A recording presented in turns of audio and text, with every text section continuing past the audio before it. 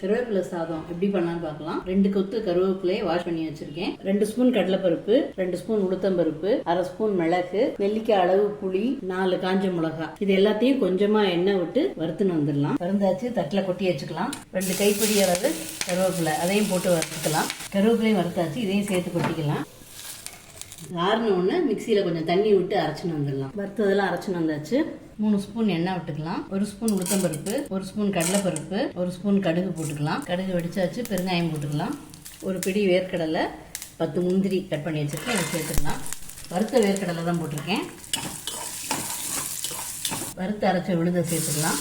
1/4 spoon மஞ்சள் போட்டுக்கலாம். தேவையான அளவு உப்பு போட்டுக்கலாம். இது நல்லா சுருண்டு வரட்டும். நல்லா சுருள வதங்கியாச்சு, அடுப்பை ஆஃப் பண்ணிடலாம். சாதத்தை ஆற வச்சிருக்கேன், இதுவும் ஆறட்டும், மிக்ஸ் பண்ணிக்கலாம். சாதம் நல்லா உதிரா இருக்கு, ஆறி இருக்கு. அதுல கருவேப்பிலை பண்ணி வச்சிருந்தோம்ல, அதை போட்டு மிக்ஸ் பண்ணிக்கலாம். ஹெல்தியான கருவேப்பிலை சாதம் சூப்பரா ரெடி ஆயிடுச்சு.